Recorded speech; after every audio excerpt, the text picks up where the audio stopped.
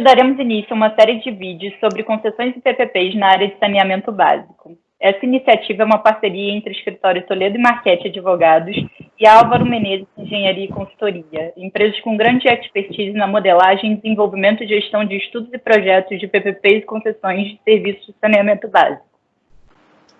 Vamos abrir o nosso debate com o tema o novo marco legal de saneamento básico e papel de concessões e PPPs para a universalização do acesso. Álvaro, minha primeira pergunta é para você. Como enfrentar o problema de saneamento básico em locais de baixa atratividade para a iniciativa privada? Uma das coisas que eu acho mais importante é sempre fazer bons estudos. Se a gente tiver bons estudos que avaliem a realidade de cada localidade e as oportunidades que essas localidades podem apresentar, é possível que a gente possa ter como resultado projetos que tragam alguma atratividade capaz de fazer com que o mercado privado se interesse para assumir algumas operações. E isso é uma coisa, eu diria, um pouquinho difícil da gente fazer no Brasil, embora possa não parecer, porque a regionalização torna mais necessário e obrigatório que se façam estudos bem detalhados e cuidadosos em todas as etapas, na etapa técnica de engenharia, na etapa econômica e na etapa jurídica. Eu acho que conectando essas três etapas de modo a poder fazer esse trabalho, é possível que a gente desenvolva mercados para atrair o setor privado também.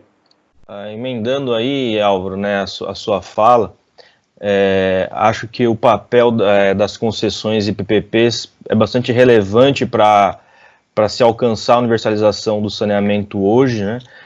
Claro que dentro desses pressupostos que você colocou, né, de projetos bem elaborados, o tripé jurídico, econômico, financeiro e de engenharia, técnico, né, que é bastante relevante na área de saneamento por conta dos investimentos que são necessários, né, ainda mais em áreas onde o esgotamento sanitário é ínfimo, né, às vezes a gente até tem o fornecimento de água, né, como um serviço que funciona razoavelmente, né, em alguns locais, mas o de esgotamento sanitário, na maioria das vezes, né, nos municípios, é o ponto sensível, né, e que demanda, evidentemente, um investimento bastante relevante, né. Acho que as concessões PPPs têm um papel importante, têm potencial para contribuir para a universalização, porém, me parece que elas devem ser interpretadas como realmente são, né, ou seja, como projetos complexos, difíceis, que precisam de bons estudos, sob pena de serem colocados na rua, né, editais para projetos que não vão parar em pé, né, e aí a gente vai ter problemas no futuro de gestão contratual, de litígios entre concessionário e poder concedente, né, me parece que realmente o projeto bem feito, né, que tenha ocorrido discussão sobre ele, bons estudos com empresas capazes e tudo mais, vai ser fundamental para atrair o interesse do privado, né? E aí a gente tem um problema que é nos locais em que a gente sabe que muitas vezes para a iniciativa privada não vai ser atrativo aquele ativo, né? Então, em alguns municípios menores, né? E talvez, me parece que o novo marco legal tem uma tentativa, né, de incentivar isso por meio do agrupamento de municípios, né? Não sei como vocês enxergam isso. Eu vejo assim, até partindo dos estudos também, João, lógico que as micro-regiões são importantes porque elas permitem você particularizar melhor e para quem tem um maior domínio do assunto e um maior conhecimento das dificuldades, né? O estudo também eu vejo como importante, como o Álvaro trouxe, porque ele permite você identificar quais são as dificuldades de cada setor, de cada parte, né, de um grupo de municípios dentro de um mesmo estado, por exemplo, e eu gosto sempre de falar muito do mix de soluções, né, de uma soma de algumas soluções, e o estudo permite você propor diversas soluções para atender a universalização, buscar a universalização do saneamento, né? Então, com estudos E com o foco em regiões, você consegue pensar em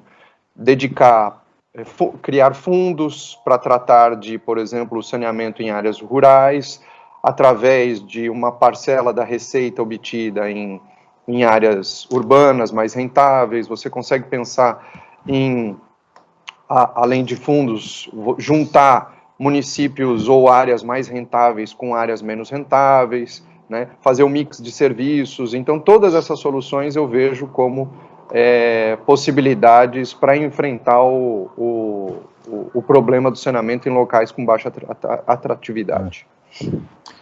Eu só queria fazer um complemento, Nath, aproveitando as duas belas exposições aí de João Paulo e Marcelo, é que, acima de tudo que a gente possa falar sobre estudos, existe algo que eu chamo a atenção das experiências que já tive, que é o ambiente político.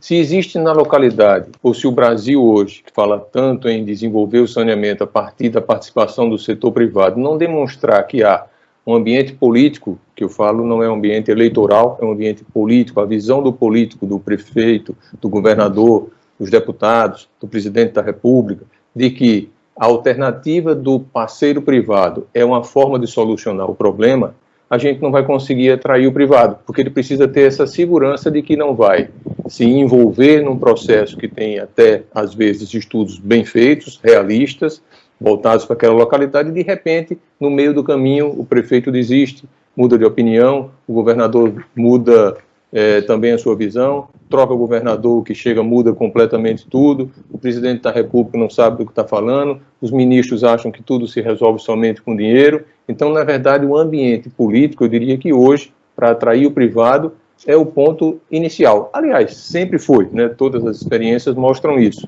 Os políticos que decidiram fazer mudanças, eles enfrentaram algumas reações, mas depois que as mudanças foram feitas, a população, eu não conheço nenhum caso de população fazendo movimento para voltar a sistemas públicos. Tá? Isso não quer dizer que os sistemas públicos sejam ruins, tá? Significa que há necessidade de fazer mudanças.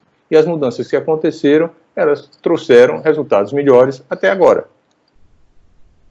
Álvaro, eu vou aproveitar esse gancho e trazer um pouco também para o cenário atual. Vocês entendem que o governo federal está preparado para contribuir com os investimentos no pós-Covid? Marquete, podemos começar por você.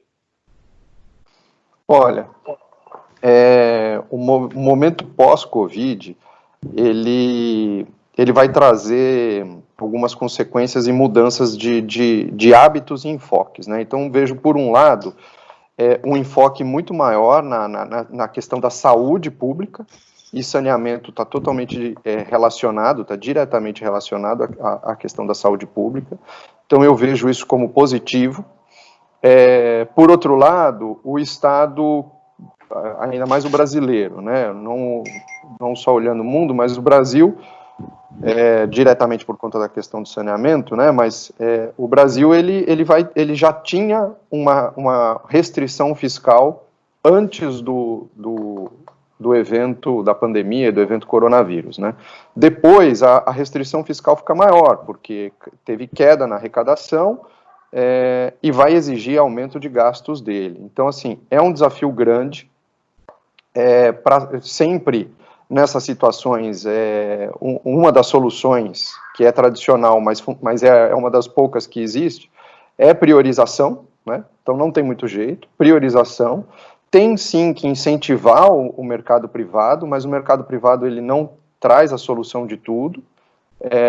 Então, no fundo, eu vejo que é buscar priorizar, reduzindo gastos aonde for possível e direcionando melhores gastos para onde são mais necessários, né? E, logicamente, criando um ambiente jurídico, de segurança jurídica e boa previsão de regulação para que tenha maior atratividade do privado. Boa.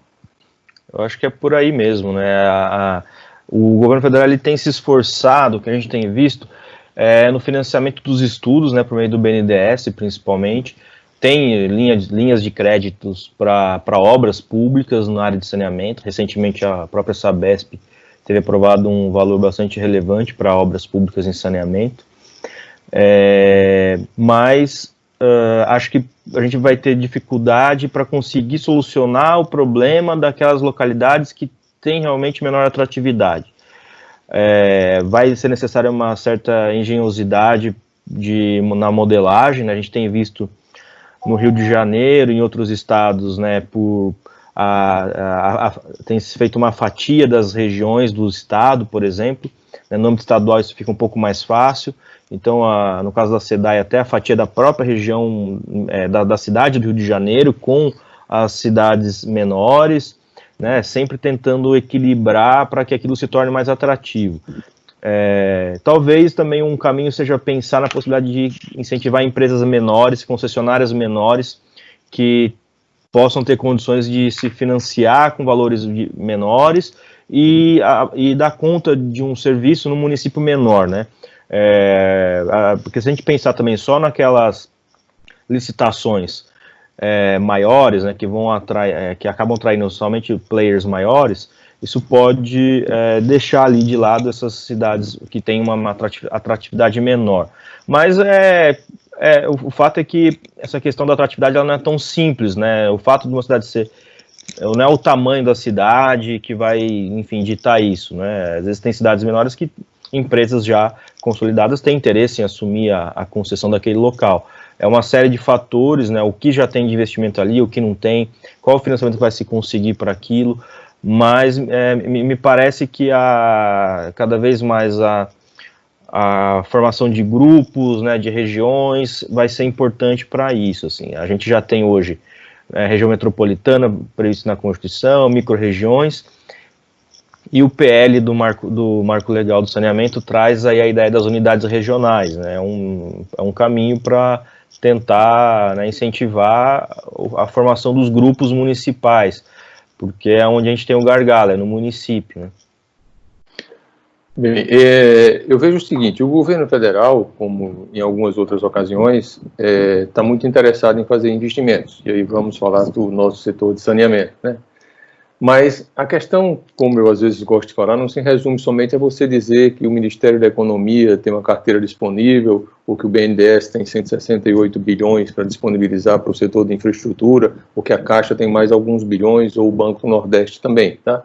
Eu acho que o governo precisa se preparar para fazer o processo andar. Então, fazer o processo andar significa saber analisar as propostas que são apresentadas, saber analisar como desenvolver os estudos, saber analisar os contratos, como eles serão feitos, e as suas licitações, e aí vem um ponto importante, o João falou sobre licitações aí, que é a definição de normas que possam garantir que preços quase que visivelmente inexequíveis se mantenham por conta de um pregão, que todo mundo vai mergulhando até chegar a um preço que ninguém acredita, um desconto de 60%, de 70%, tá?